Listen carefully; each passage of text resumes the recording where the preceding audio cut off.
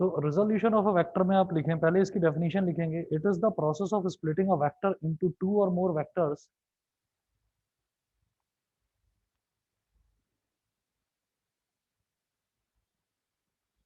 It is the process of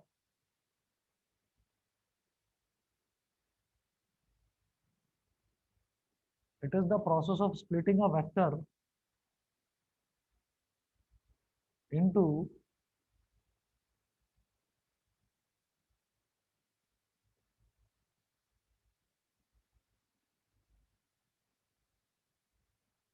it is the process of splitting a vector into two or more vectors in such a way that their combined effect in such a way that their in such a way that their combined effect in such a way that their combined effect good evening combined effect is same as that of the given vector is same as that of the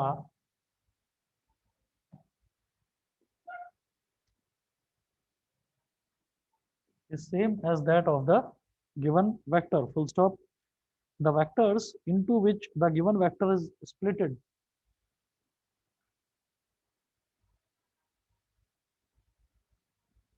the vectors into which the vectors into which the given vector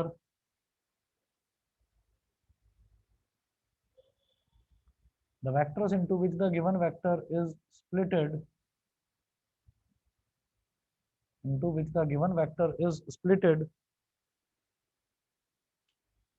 are called component vectors are called component vectors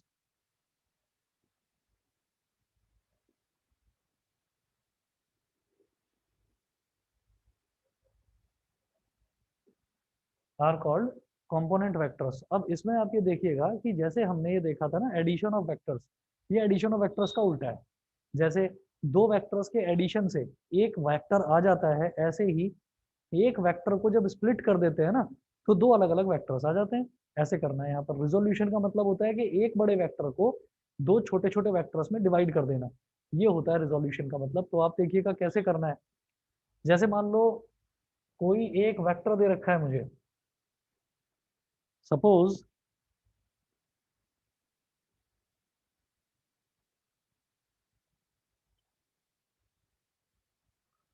suppose a vector o q vector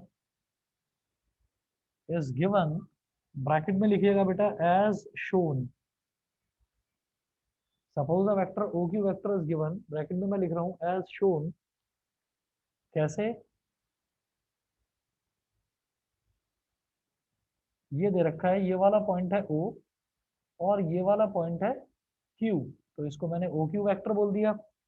तो अब हम इसको किस तरीके से split कर सकते हैं? अब हम इसको ये बता सकते हैं कि ये वेक्टर कोई तो ऐसे दो वेक्टर होंगे या तीन वेक्टर होंगे या चार वेक्टर होंगे जिनका एडिशन करने पर ये वाला वेक्टर आया होगा OQ वेक्टर। तो हम ये कहेंगे कि हाँ होंगे। तो वो हम ऐसे कह सकते हैं, मान लीजिए मैंने ऐसे एक लाइन बना ली, ये एक वेक्टर, इसको मैंने बोल दिया OP वेक्टर और इसको मैंने बोल दिया, और ये ना डॉटेड लाइन बना लेना ऐसे, क्योंकि ये चीज जो है ये एक्चुअल में है नहीं, ये मैंने कंस्ट्रक्शन करके दिखाई है। ठीक है। तो हम ये कह सकते हैं कि कोई भी वेक्टर दे रखा है तो हम उस वेक्टर को क्या कर सकते हैं, हम ये बता सकते हैं कि वो जो एक वेक्टर है वो किसी दो वेक्टर्स के एडिशन से आया होगा या किसी तीन वेक्टर्स के एडिशन से आया होगा या चार वेक्टर्स के एडिशन से आया होगा। तो हम ऐसे कर सकते हैं। इसको क्या कहते हैं? इसको कहते हैं रिजोल्यूशन। रिजोल्यूशन का मतलब क्या है कि एक बड़ा वेक्टर है उसको तोड़कर हमने बता दिया, दो छोटे छोटे वेक्टर्स में डिवाइड कर दिया। ठीक है, क्लियर है विदुषी? विदुषी समझ गए?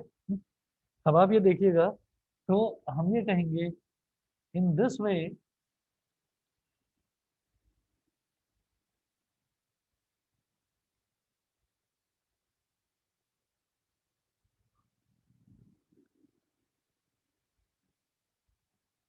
In this way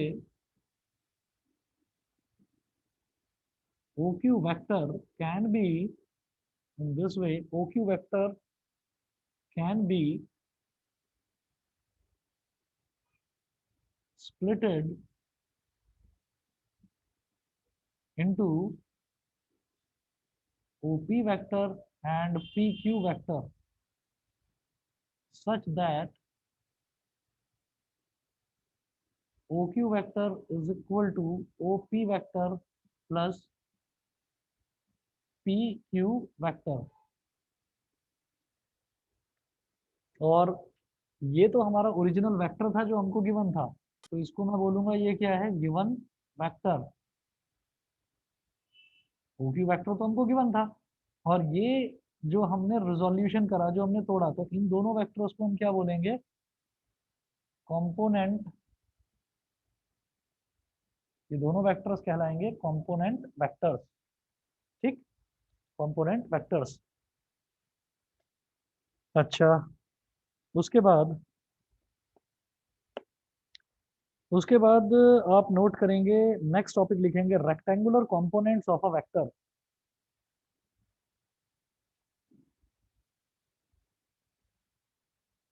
rectangular components,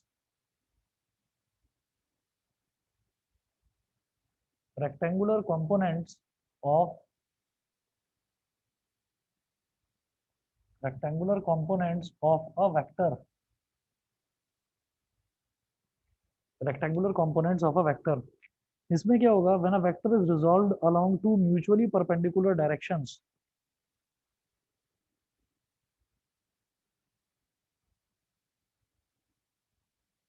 when a vector is resolved, resolved का मतलब क्या है कि जब उसको तोड़ दिया जाता है, when a vector is resolved along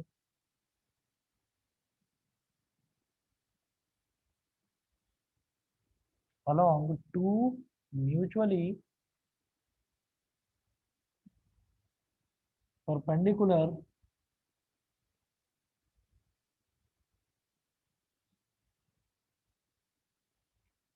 when a vector is resolved along two mutually perpendicular directions, comma, the components so obtained are called the components so obtained, the components so obtained are called rectangular components of the given vector, are called rectangular components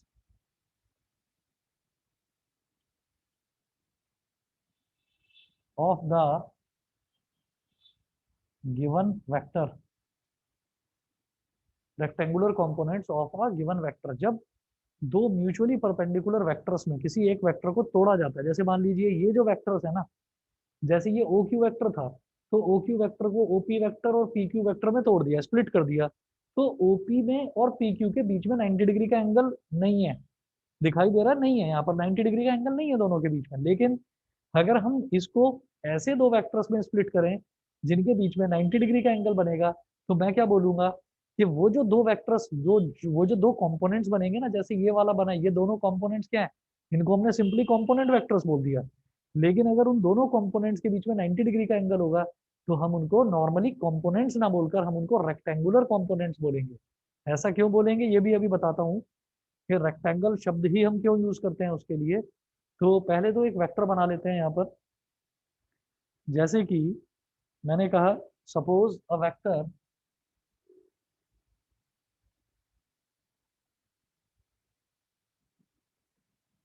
suppose a vector suppose a vector OP vector is given as shown,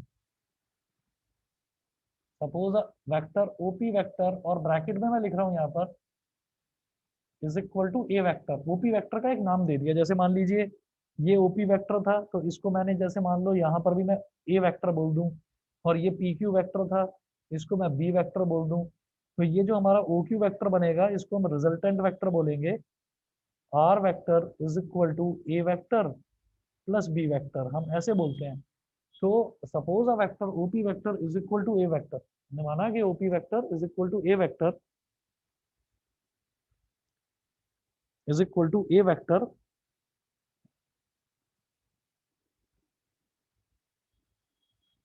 is given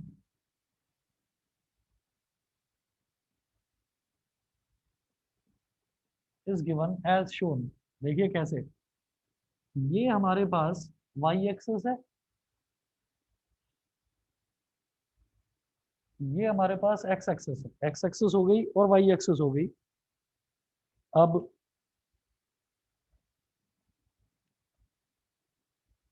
ये origin हो गया, और ये वाला point हो गया P। तो बेटा ये OP वेक्टर जो है इसको मैंने क्या माना है, A वेक्टर मान लिया। तो हम क्या करेंगे, हम इस वेक्टर को टू म्यूचुअली परपेंडिकुलर कंपोनेंट्स में स्प्लिट कर देंगे। म्यूचुअली परपेंडिकुलर कंपोनेंट्स मतलब जिनमें आपस में 90 डिग्री का एंगल बन रहा हो। तो आप ये देखिएगा कि जैसे मान लीजिए ये ओपी है, तो आप क्या करो, ये जो लास्ट वाला इसका पॉइंट है ना, जो इसका हेड कहलाता है, आप इसके हेड से एक परपेंडिकुलर ड्रॉप कर दो एक्स एक्सिस पर, ऐसे। ये आपने एक परपेंडिकुलर ड्रॉप कर दिया, तो ये जो वेक्टर बन गया, एक तो ये वेक्टर हो गया, और ये हो गया वेक्टर किस डायरेक्शन में, ये एक्स एक्सिस की डायरेक्शन में हो जाएगा। तो इसको बोल दूंगा ए, सबस्क्रिप्ट में लिख दो छोटा सा एक्स, और ऊपर वेक्टर का साइन लगा दीजिए, ये हो जाएगा ए एक्स वेक्टर।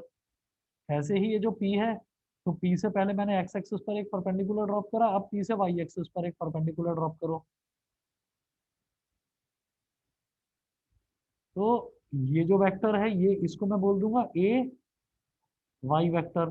तो आप ये देखिए, ये जो a वेक्टर है इसके दो कंपोनेंट्स मैंने तोड़ दिए, स्प्लिट कर दिए, और वो कंपोनेंट्स इस तरह से होने चाहिए कि उन दोनों के बीच में 90 डिग्री का एंगल बने। तो हम ये जानते हैं कि जब मैं टू डायमेंशंस की बात करता हूँ तो वहां पर एक्स एक्सिस होता है और वाई एक्सिस होता है, और एक्स और वाई के बीच में तो ऑलरेडी 90 डिग्री का एंगल बन रहा होता है। तो एक कंपोनेंट तो ले लो एक्स एक्सिस के अलोंग, और एक ले लो वाई एक्सिस के अलोंग। उसका तरीका क्या है, उसका तरीका सीधा सीधा ये है कि इसके हेड से एक बार तो एक्स एक्सिस पर परपेंडिकुलर डालो, जहां पर परपेंडिकुलर मिलेगा उसको ओरिजिन से ज्वाइन कर दो, ये तो हो गया ए एक्स वेक्टर। एक बार इस पर वाई एक्सिस पर परपेंडिकुलर डालो, जहां पर परपेंडिकुलर मिलेगा उसको ओरिजिन से ज्वाइन कर दो, वो हो जाएगा ए वाई वेक्टर। बताइए बेटा, ऑनलाइन वाले बच्चे बताइए, क्लियर है, समझ गए? Yes, sir. ठीक है, दिवस, भव्या, रोहन, Yes, प्रा- sir. Manish, Yes, sir. ठीक है। चलिए जी, मैं आगे चलता हूँ फिर। अब इसके बाद हम ये कहेंगे, यहाँ पर आप लिखेंगे, इस फिगर में आप लिखेंगे कि resolution of a vector into rectangular components. ठीक है, रेक्टेंगुलर कंपोनेंट्स मतलब जिनके बीच में आपस में 90 डिग्री का एंगल होता है। Resolution of a vector into rectangular components, ये हो गया। ये करने के बाद में फिर नेक्स्ट देखेंगे हम,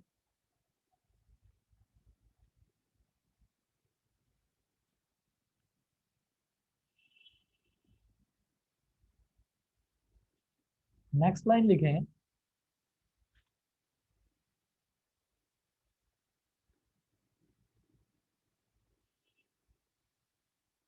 रेक्टेंगुलर कंपोनेंट्स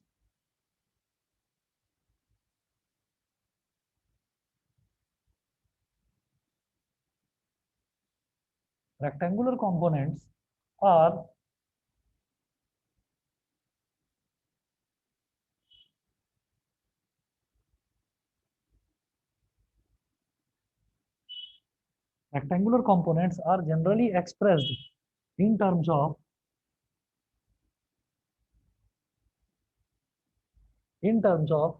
unit vectors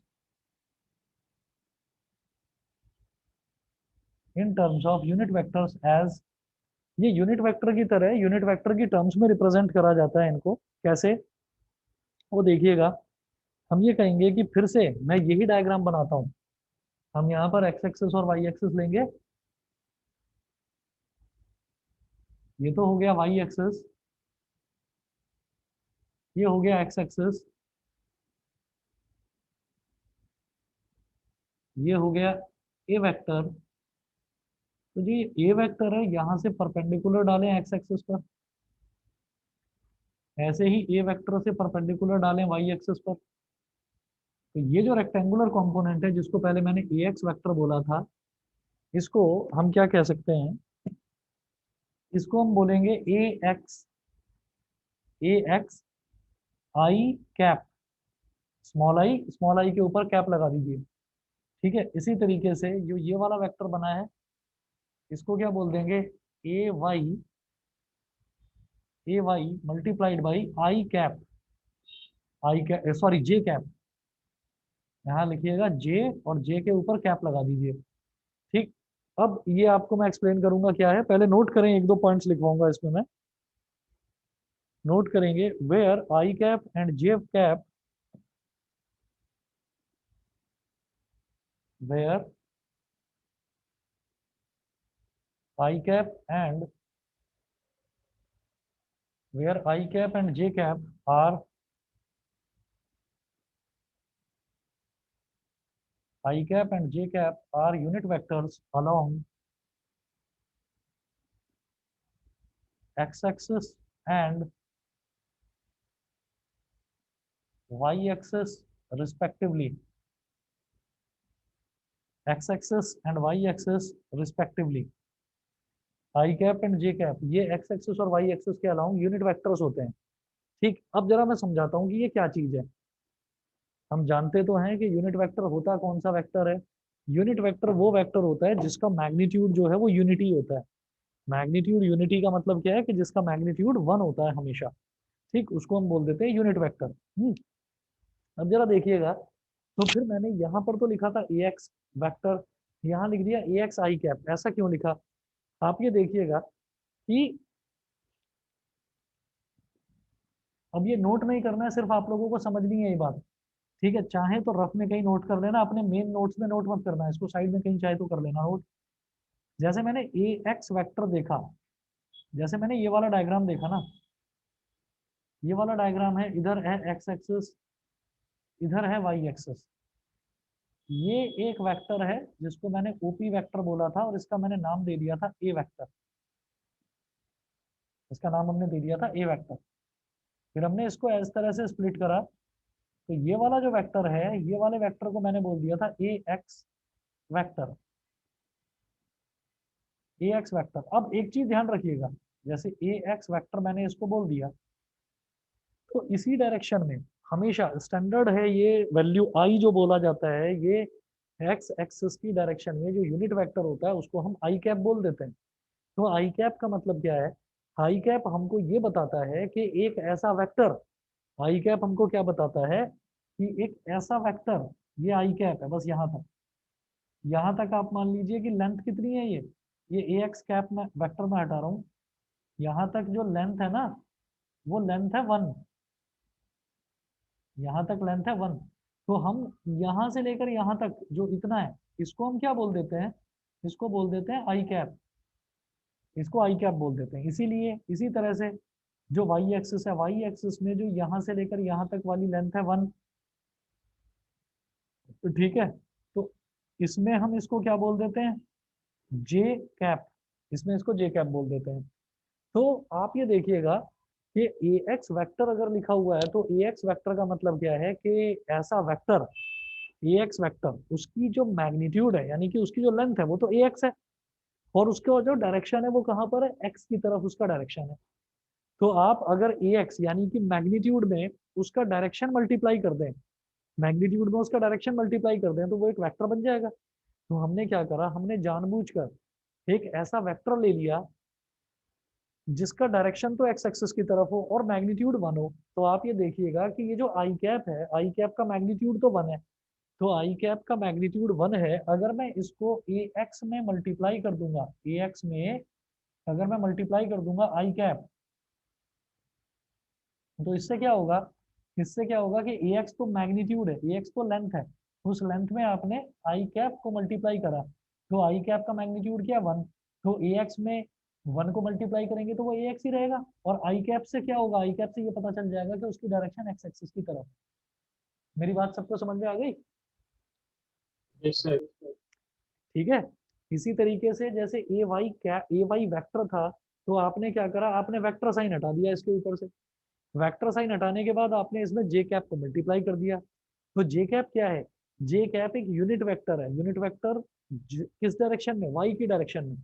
तो अगर मैं सिर्फ मैग्नीट्यूड यानी कि सिर्फ ए वाई को, अगर मैं सिर्फ ए वाई को जे कैप में मल्टीप्लाई कर दूं, कहाँ गया, ए वाई को अगर मैं सिर्फ जे कैप में मल्टीप्लाई कर दूं तो क्या हो जाएगा, जे कैप अपने आप में हमें ये बताता है कि इसका डायरेक्शन जो है वो वाई एक्सिस की तरफ है। और जे कैप का मैग्नीट्यूड कितना होगा 1, क्योंकि ये भी यूनिट वेक्टर है। तो ए वाई भी तो मैग्नीट्यूड है, तो ए वाई जब 1 में मल्टीप्लाई होगा तो ए वाई ही रहेगा। ठीक है। और जे कैप से क्या समझ में आता है कि वो वाई एक्सिस की तरफ है डायरेक्शन में। ठीक है। तो हम किसी भी वेक्टर को, जैसे मान लीजिए कोई भी वेक्टर का एक्स कंपोनेंट दे रखा है, एक्स एक्सिस की डायरेक्शन में कोई वेक्टर है, तो हमें उसके ऊपर वेक्टर साइन लगाने की जरूरत नहीं है। हम क्या करेंगे, हम उसके मैग्नीट्यूड को मल्टीप्लाई बाई आई कैप लिख सकते हैं। अगर कोई भी वेक्टर वाई एक्सिस की डायरेक्शन में है, तो हमें उस पर ए वाई करके और उस पर वेक्टर साइन लगाने की जरूरत नहीं है। उसका मैग्नीट्यूड क्या हो गया, ए वाई। हम ए वाई में जे कैप मल्टीप्लाई करके लिख सकते हैं। मेरी बात समझ में आ गई? बताइए बेटा, सबको क्लियर है? Yes, sir. ठीक है। Yes, sir. बाकी बच्चे बताइए, पार्थ, कनिष्क, Yes, sir. समझ गए? प्राणवी, Bhavya, Yes, sir. Yes, sir. ठीक है। चलिए जी। अच्छा, अब आस्था आपका क्वेश्चन है जेड कोऑर्डिनेट के लिए। जेड कोऑर्डिनेट के लिए यूज करते हैं बेटा जे। ठीक है, जे, गलत कह रहा हूँ, के। जैसे क्या होता है, A B C D E F G H I J K, तो पहले आई, फिर जे और फिर के। तो हम जेड एक्सिस के डायरेक्शन में जो यूनिट वेक्टर होता है उसको बोल देते हैं के कैप। जैसे आई कैप हो गया, जे कैप हो गया, के कैप हो गया। ठीक है। अब मैं आगे चलता हूं इसमें।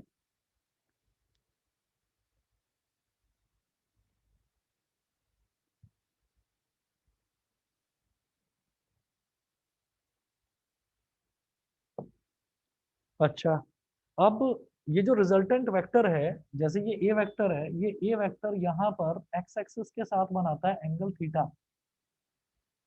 एक्स एक्सिस के साथ क्या बनाता है, ये एंगल थीटा। ये पॉइंट पी है, इसको बोल दीजिए क्यू, और इसको बोल दीजिए आर। ये नीचे वाला डायग्राम आपको समझाने के लिए बताया था, इसको मैं मिटा रहा हूँ।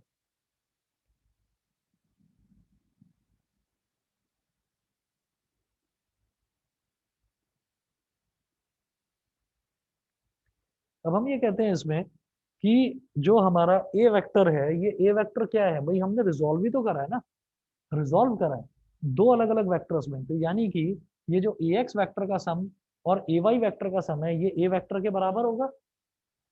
ए एक्स वैक्टर और ए वाई वैक्टर का जो सम है वो ए वेक्टर के बराबर होगा। ये समझ गए कि नहीं? नहीं क्लियर? तो हम ये कहेंगे A vector is equal to A X vector plus A Y vector. A vector is equal to A X vector plus A Y vector.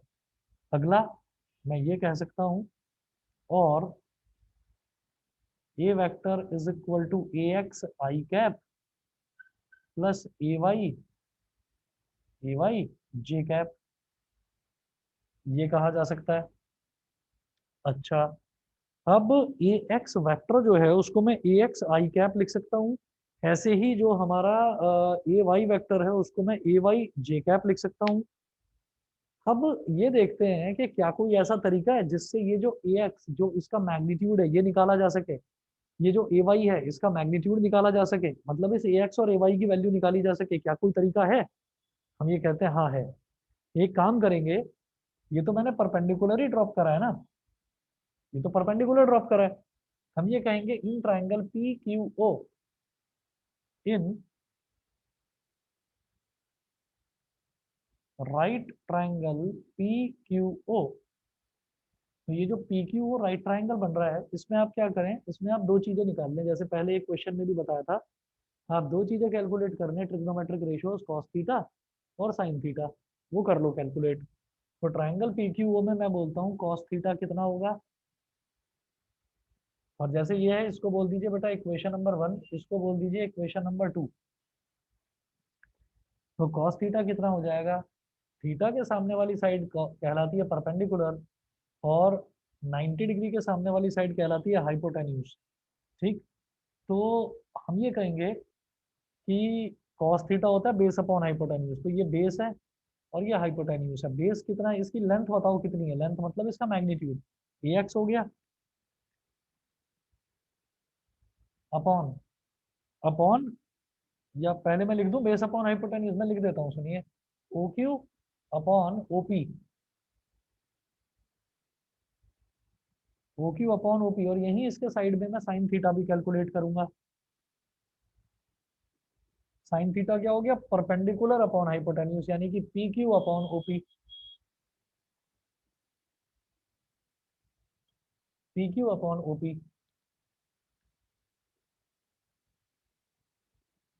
Cos theta is equal to, अब ये ओ क्यू क्या है, O Q यानी कि ये जो ए X vector था इसका मैग्नीट्यूड कितना है, केवल ए एक्स, मतलब इसकी लेंथ ये हो गई ए एक्स, अपॉन ओपी, ओपी यानी कि ए वेक्टर, ए वेक्टर का मैग्नीट्यूड क्या होगा, ए,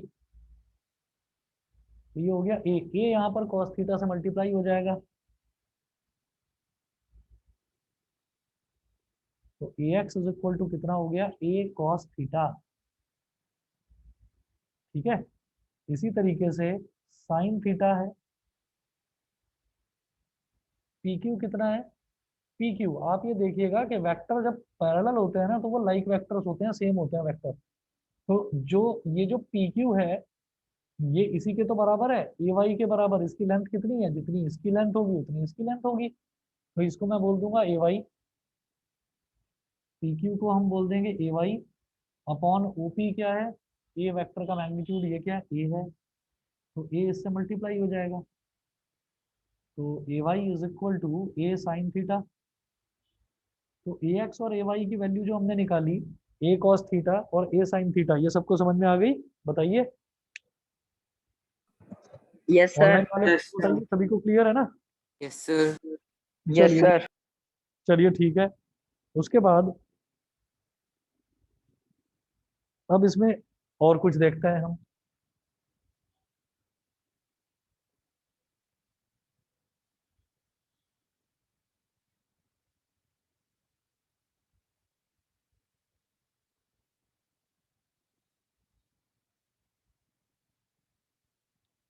तो ये जो दो मेरे पास रेक्टेंगुलर कंपोनेंट्स आए थे, ये मेरे पास आ गया। अब हम क्या कर सकते हैं,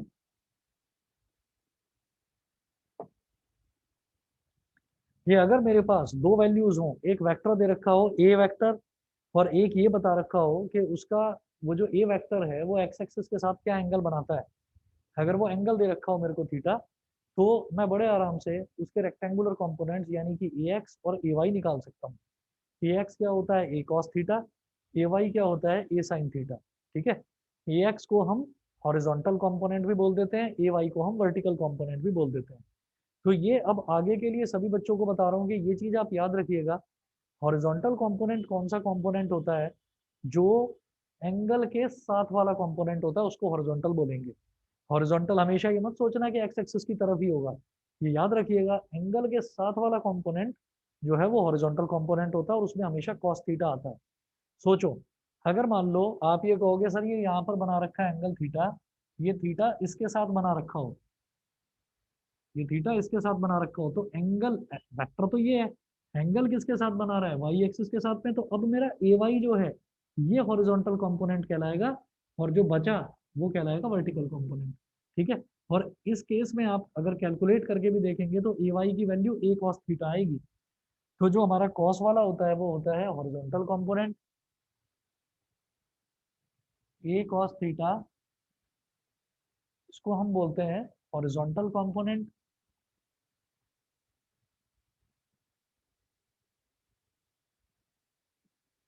हॉरिजॉन्टल कंपोनेंट, और जो ए साइन थीटा है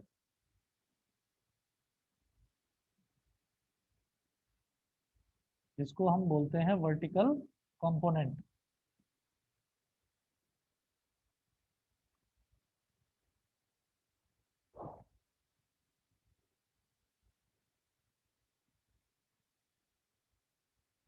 इसको हम बोलते हैं वर्टिकल कंपोनेंट। तो ए कॉस थीटा हो गया और ये ए साइन थीटा हो गया। अच्छा, अगर मान लीजिए हम ये कहें, हम इसका उल्टा भी अगर सोचें, अगर हम इसका उल्टा सोचें, यहाँ से मैंने क्या करा, यहाँ तो मेरे को ए दे रखा था, ये वेक्टर दे रखा था और एंगल दे रखा था थीटा। तो अगर मेरे पास वेक्टर हो ए और ये दे रखा हो कि वो किस मतलब एक्स एक्सिस के साथ या वाई एक्सिस के साथ एंगल कौन सा बना रहा है, तो तब तो मैं इसके रेक्टेंगुलर कंपोनेंट्स निकाल सकता हूँ। कन्वर्सली लिखेंगे कि अगर उल्टा हो, कन्वर्सली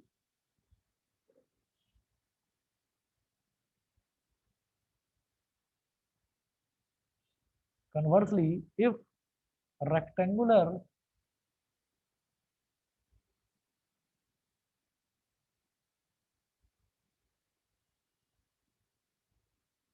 components are given,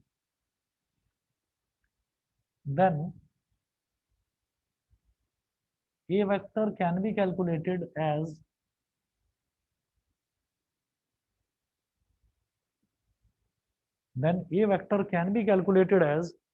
आप रेक्टेंगुलर कंपोनेंट्स मेरे को दे रखे हैं क्या,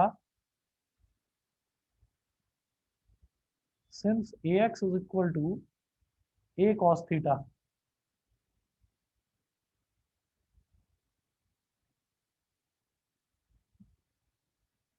and ay is equal to a sin theta। तो रेक्टेंगुलर कंपोनेंट दे रखे हैं और मेरे से ओरिजिनल वेक्टर पूछा जाए कि ओरिजिनल वेक्टर बताइए कैसे निकालोगे, तो कुछ मत करना, आप इसमें कह देना कि इन दोनों का स्क्वायर करके उनको ऐड कर देना है, और ऐड करके जो भी रिजल्ट आए उसका अंडर रूट ले लेना है। आप कहेंगे जी ऐसे ही कैसे, अभी बताता हूँ ऐसे ही कैसे, पहले तो कर दो ऐसे ही, ठीक है, फिर उसके बाद जो रिजल्ट आएगा वो आपको अपने आप बता देगा कि हाँ जो हमने करा था वो ठीक करा था।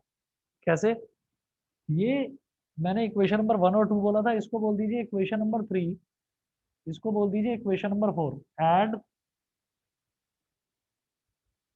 Add the squares of equation 3 और 4, इक्वेशन 3 और 4 का स्क्वायर करके आप ऐसे ही ऐड कर दो, ठीक है। तो ऐसे ही मैं क्यों कर रहा हूँ ऐड, क्योंकि मुझे एक में कॉस वाला टर्म दिखाई दे रहा है और एक में साइन वाला टर्म दिखाई दे रहा है, ठीक है। जब स्क्वायर करके ऐड करूंगा तो cos square theta plus sine square theta 1 हो जाता है, ठीक है। देखिएगा, इसको स्क्वायर करके ऐड करेंगे तो A X square plus A Y square क्या हो जाएगा, ए एक्स का स्क्वायर हो जाएगा बेटा ए कॉस थीटा का स्क्वायर, प्लस ए वाई का स्क्वायर हो जाएगा ए साइन थीटा का स्क्वायर, ठीक है। अब ये हो गया हमारे पास A X square plus A Y square is equal to A cos theta का स्क्वायर क्या होगा, A square cos square theta, plus A sine theta का होल स्क्वायर क्या होगा, ए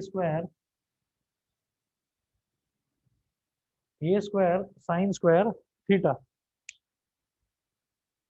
ये हो गया।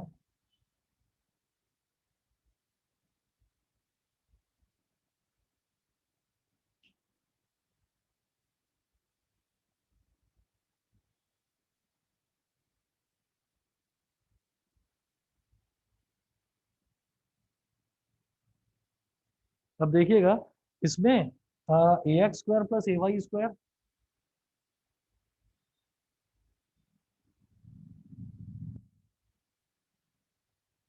और राइट हैंड साइड में इधर भी ए स्क्वायर है और इधर भी ए स्क्वायर है, तो ए स्क्वायर कॉमन ले लिया, तो ब्रैकेट में क्या बचेगा, cos square theta plus sine square theta. तो ये हो गया A X square plus A Y square, और cos square theta plus sine square theta होता है 1 is equal to A square. अब क्या करें, square rooting both sides,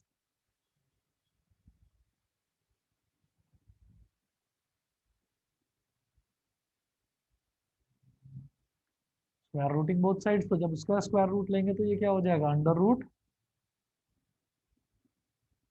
A X square plus A Y square, और ये हो जाएगा अंडर रूट ए स्क्वायर। अंडर रूट ए स्क्वायर क्या हो जाएगा, ए, तो ए इज इक्वल टू क्या हो गया, A X square plus A Y square का अंडर रूट। ये समझ में आ गया, बताइए, ये क्लियर है।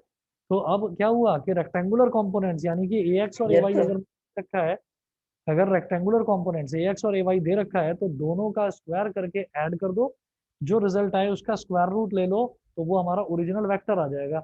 ओरिजिनल वेक्टर का मैग्नीट्यूड आ जाएगा बेसिकली, तो मैग्नीट्यूड आ गया।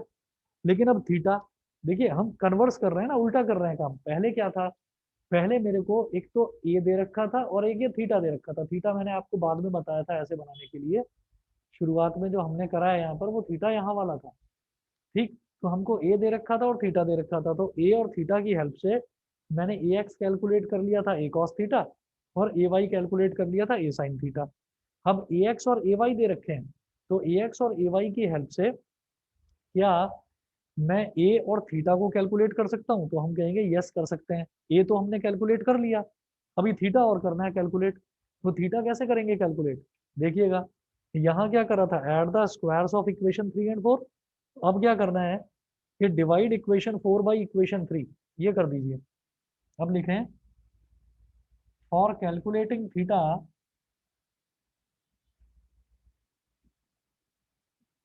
For calculating theta divide equation number 4 by tan theta आ जाएगा। इक्वेशन 3। हाँ उसीलिए कर रहा हूँ, उसीलिए कर रहा हूँ।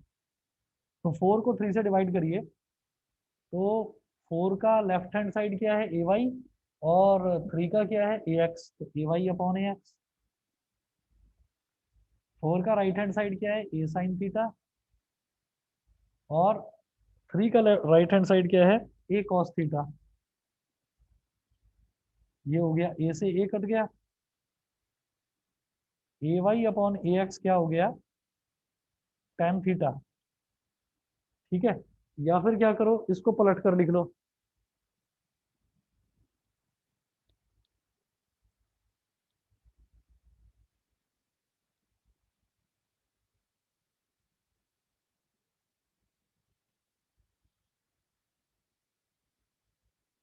इसको पलट कर लिख लीजिए, tan theta is equal to A Y upon A x.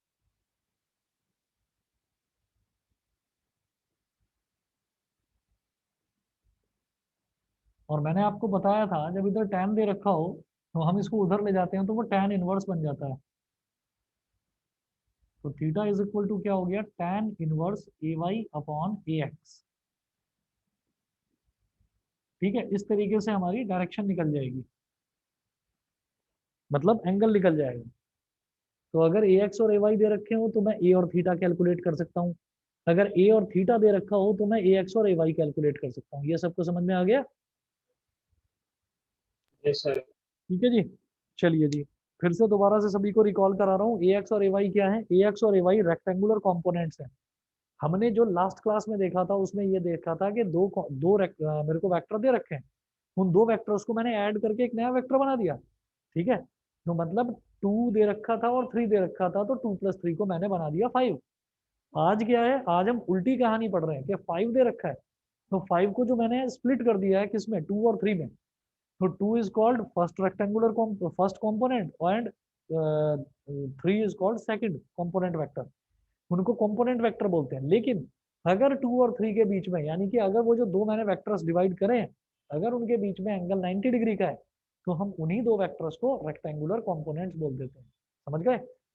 अब ये दो अलग अलग डेरिवेशन हो गई कि अगर ए और थीटा गिवन है तो ए एक्स और ए वाई कैसे निकाल सकते हैं, और अगर ए एक्स और ए वाई गिवन है तो ए और थीटा कैसे निकाल सकते हैं। अब आगे चलते हैं।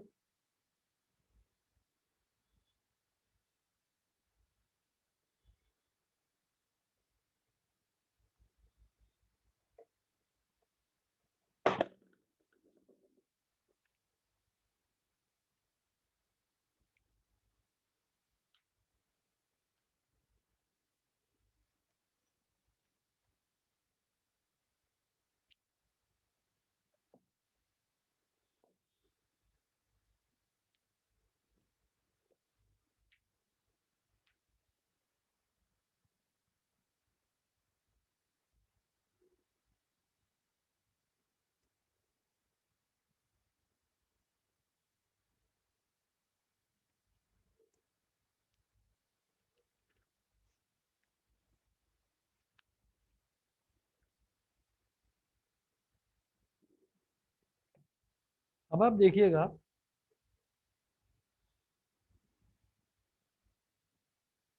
इसमें नोट करके लिखें।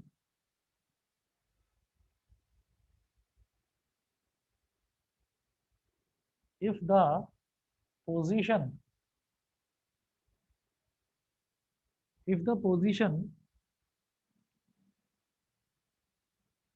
ब्रैकेट में लिख देना बेटा coordinates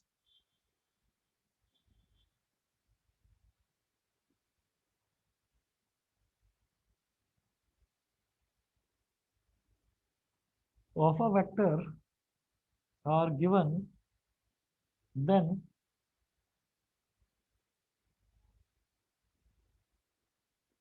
its position vector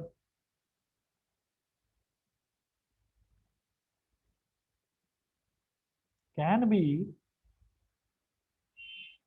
simply expressed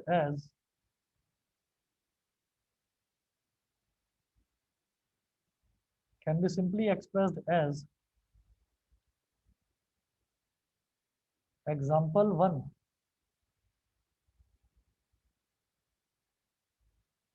for a two-dimensional system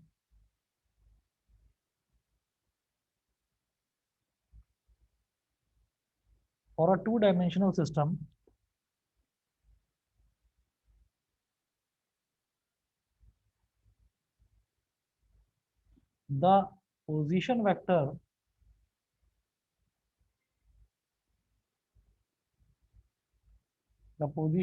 of 2, 3 is question mark. For a two-dimensional system, the position vector of 2, 3 मतलब अगर कोई भी हमको ऐसा दे रखा हो ना,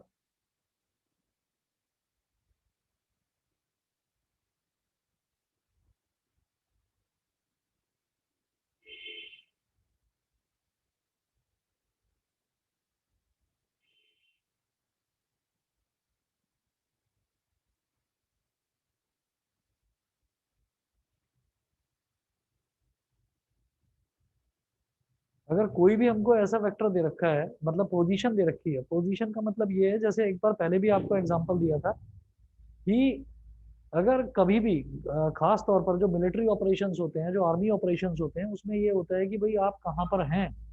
आपने देखा होगा कि मिलिट्री वाले जो आपस में बातचीत करते हैं, मिलिट्री वालों की सैटेलाइट अलग होती है, उनके जो सैटेलाइट फोन्स होते हैं वो बिल्कुल अलग होते हैं। उनको जीपीएस सिस्टम की जरूरत नहीं होती। जीपीएस सिस्टम जो है, सॉरी जीपीएस कह रहा हूँ, जीएसएम की जरूरत नहीं होती। जो हमारे फोन, मोबाइल फोन्स में जो सिम होते हैं, उसको बोलते हैं global subscriber module. Global subscriber module होता है जीएसएम। उनका जो सिस्टम होता है, उनका सिस्टम काम करता है, वो सैटेलाइट पर काम करता है। हाँ, वो सैटेलाइट से बात, उनका जो वॉकी टॉकी होता है वो सैटेलाइट से कनेक्टेड होता है, और सैटेलाइट हर कंट्री की अलग होती है। तो उस हिसाब से वो क्या करते हैं, वो एक दूसरे की लोकेशन, ताकि उनको पता चल पाए। ठीक है। और अगर वो जीएसएम सिस्टम पर रिलाई करने लगे ना, तो जैसे आप लोग सुनते हैं कि आज भी आपने देखा होगा न्यूज में, आज भी कश्मीर में 3 आतंकवादियों को मारा है, कल भी मारा था, परसों भी मारा था। मतलब रोज इनकी जो है अच्छे तरीके से इनका हिसाब किताब क्लियर करा जा रहा है। वो कौन सा ऑपरेशन है वो, ऑपरेशन ऑल आउट।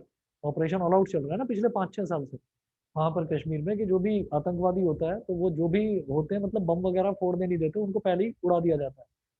तो अगर मान लीजिए जो मिलिट्री वाले हैं, जो मिलिट्री मैन है, अगर वो जीएसएम सिस्टम यूज करने लगे ना, तो जो ये टेररिस्ट ग्रुप्स हैं, ये टेररिस्ट ग्रुप भी उनकी लोकेशन ट्रेस कर सकते हैं। लोकेशन का मतलब वो उनके कोऑर्डिनेट्स पता कर सकते हैं। कोऑर्डिनेट्स का मतलब ये है कि जैसे मान लीजिए हमने कहीं पर एक्स एक्सिस और वाई एक्सिस बनाई। मान लीजिए ये हमारी एक्स एक्सिस है और ये हमारी वाई एक्सिस है। तो ये तो हमने एक इधर मैं बोर्ड पर बनाकर दिखा रहा हूँ, एक्स एक्सिस और वाई एक्सिस। ठीक है। और ये ओरिजिन है। तो ओरिजिन क्या, ओरिजिन का मतलब क्या है कि भाई चाहे कश्मीर हो, चाहे राजस्थान हो, चाहे केरल हो, चाहे कुछ भी हो, सबके लिए ओरिजिन क्या माना जाता है, ओरिजिन माना जाता है सेंटर ऑफ अर्थ। ठीक है। तो फिर चाहे आप अमेरिका में हो, फिर चाहे आप यूरोप की किसी कंट्री में हो, कहीं पर भी हो, अगर आपसे कोई कहता है कि आप अपने कोऑर्डिनेट शेयर करें, जैसे मान लीजिए आप अपने घर पर हैं और आपका कोई फ्रेंड आपसे मिलने आना चाहता है, तो आजकल कोई एड्रेस नहीं पूछता, सब ये कहते हैं भाई अपनी लोकेशन शेयर कर दे। है ना। तो आप क्या करते हैं, आप जीपीएस अपना ऑन करते हैं वो गूगल मैप्स वाला जाकर, और आप अपनी लोकेशन उसके साथ शेयर कर देते हैं। तो बेसिकली आप क्या कर रहे हैं, बेसिकली आप कोड्स में उसको अपने कोऑर्डिनेट्स भेजते हैं कि आप किस पोजीशन पर लोकेटेड हैं ऑन दिस अर्थ, ये आप बताते हैं। तो उसी तरीके से अगर कभी भी मैं पोजीशन वेक्टर की बात करता हूँ तो इसका मतलब we are sharing our positions. तो जितने भी टेररिस्ट ग्रुप्स होते हैं वो क्या करते हैं, वो कभी भी मिलिट्री की लोकेशन ट्रेस नहीं कर सकते। क्यों? क्योंकि मिलिट्री वालों का सैटेलाइट सिस्टम ही अलग होता है, वो नॉर्मल लोगों की तरह नहीं होता उनका। आपने मिलिट्री वालों की कार्स भी देखी होंगी, जो उनकी कार्स होती हैं, व्हीकल्स होते हैं, उनके नंबर भी अलग होते हैं, समझ रहे हैं। तो वो सारी चीजें जो है वो सिविलियन से डिफरेंट होती हैं। तो जो कोऑर्डिनेट्स जो होते हैं वो क्या होता है, वो बेसिकली पोजीशन शेयरिंग के लिए होता है कि भाई मैं यहाँ पर हूँ, यहाँ पर एक टेररिस्ट ने किसी को अपने साथ बांध रखा है, वो मारने वाला है किसी को, तो आप अपनी लोकेशन भेजिए। वो कहता है कि बैकअप भेजो मेरे को, वो कहता है बैकअप भेजूंगा, लोकेशन भेजो। वो तुरंत अपने कोऑर्डिनेट्स भेजते हैं, कोऑर्डिनेट शेयर करते, पीछे से बैकअप टीम पहुंच जाती है और उनको पकड़ लेती है। ठीक है ना। तो कहीं उनकी इंफॉर्मेशन लीक ना हो जाए इसलिए वो जीएसएम यूज नहीं करते। जो हम आम लोग जो हम जीएसएम यूज करते हैं वो जीएसएम यूज नहीं करते।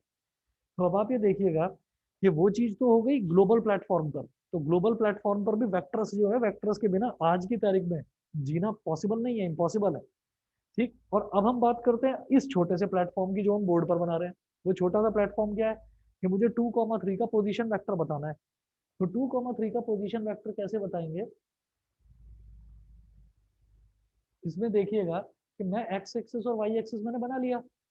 तो अब क्या करें, यहाँ हो गया बेटा 1, यहाँ हो गया 2, और y में क्या है 3, इधर हो गया 1, इधर हो गया 2, और इधर हो गया 3। तो 2 और 3 को जब हम लोकेट करेंगे तो वो यहाँ आ जाएगा इस तरफ। तो ओरिजिन से इसको ज्वाइन कर दिया, ये तो बन गया इसका वेक्टर, इसको पॉइंट P बोल दिया 2,3। ठीक है, इसको 2,3 बोल दिया। लेकिन जब इसके पोजीशन वेक्टर की बात होगी तो पोजीशन वेक्टर को हम बोलेंगे ओपी वेक्टर। ओपी वेक्टर, ये जो ओपी वेक्टर है, ठीक, OP vector is equal to 2i cap plus 3j cap. बस इतना करना होता है। 2i कैप क्यों? क्योंकि यहां से जब मैं परपेंडिकुलर ड्रॉप करूंगा तो ये मैग्नीट्यूड कितना हो गया इसका, कितनी लेंथ हो गई 2, इसकी लेंथ तो 2 ही है ना।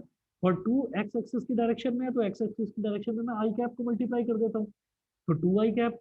और फिर ये क्या हो गया, वाई एक्सिस में कितनी लेंथ हो गई, मैग्नीट्यूड मतलब कितना हो गया 3, और वाई एक्सिस में मैं क्या मल्टीप्लाई कर देता हूँ, जे मल्टीप्लाई कर देता हूँ, तो 3j कैप। ठीक है। तो ये तो समझाने के लिए, ये समझाने के लिए ये तो हमने बोर्ड पर ये बना दिया। अगर मान लीजिए इसी तरीके से हमसे ये कहा जाए कि 3 कोऑर्डिनेट सिस्टम है। 3 कोऑर्डिनेट सिस्टम मतलब क्या, X axis, Y axis, Z axis. हम जिस दुनिया में जीते हैं वहां पर लेंथ भी है, ब्रेथ भी है, और हाइट भी है, तीनों चीजें हैं। ठीक। तो यहाँ पर 2 डायमेंशन काम नहीं करता है, यहाँ पर 3 डायमेंशन काम करता है। तो जो कोऑर्डिनेट्स हम शेयर करते हैं ना अपने किसी फ्रेंड के साथ में, कि भाई मैं तेरे को अपनी लोकेशन भेज रहा हूँ, मेरे घर पर पहुंच जाइयो, तो आप बेसिकली क्या भेज रहे हैं, आप उसको अपना पोजीशन वेक्टर भेज रहे हैं with respect to centre of the earth. With respect to centre of the earth. आजकल इतना ज्यादा जीएसएम सिस्टम भी इतना ज्यादा एडवांस हो गया है कि आपका कोई फ्रेंड वो कर्नाटक से या तमिलनाडु से वो बाई प्लेन आता है, तो प्लेन में, एयरप्लेन में मोड ऑन करके अगर वो अपना जीएसएम सिस्टम चालू करता है, जो कि आजकल अलाउड है, ठीक है, एयरप्लेन मोड में रहता है फोन, लेकिन अब उनका एयर जो प्लेन है, प्लेन का खुद का इंटरनेट होता है, तो वहां से आप अपने फ्रेंड के प्लेन की लोकेशन भी ट्रैक कर सकते हैं कि अब वो मुंबई के ऊपर से फ्लाई कर रहा है, अब वो पूना के ऊपर से फ्लाई कर रहा है। ठीक है ना। देखा है किसी ने, है ना। कभी कोई रिलेटिव आए, कभी कोई रिलेटिव आए तो उस रिलेटिव से कहना हो गया है, अपने यहाँ कंट्री में भी चालू हो चुका है, मैं खुद चेक कर चुका हूँ। कभी कोई रिलेटिव आए तो आप उनको बोलना है कि आप अपनी जो प्लेन में जब आप बैठो तो प्लेन का अलग वाईफाई होता है, ये प्लेन में आप अपना इंटरनेट चालू करेंगे, और इंटरनेट चालू करके आप बस अपनी लोकेशन शेयर कर देना, मैं बता दूंगा आपकी फ्लाइट लैंड कब करेगी। गूगल मैप्स में भी है वो ऑप्शन अवेलेबल। खैर, हम बात करते हैं इसकी कि अगर मान लो 2,3,5 हो, ठीक है, तो इसका पोजीशन वेक्टर क्या हो जाएगा, simply 2i cap plus 3j cap plus 5k cap. ठीक है ना। तो k कैप क्या हो गया, ये हमारा z एक्सिस की डायरेक्शन में हो गया। सभी बच्चों को क्लियर है बेटा, इतना बताइए। Yes sir. ठीक है, दिवस, लक्ष्य, भव्या, आस्था, गणेश, यस कुमार, सर। कान्वी, यश, समझ गए? Yes, sir. चलिए जी, चलिए तो बेटा फिर आज फिर इतना ही करते हैं, आज इतना ही कर लीजिए, आगे फिर नेक्स्ट क्लास में कंटिन्यू करवाता हूँ। Excuse me sir. हाँ जी बोलिए। सर अगले ट्यूसडे हमारा फिजिक्स का फिजिक्स का बोलकर चुप हो गया, आगे बोलो। फिजिक्स का टेस्ट होगा।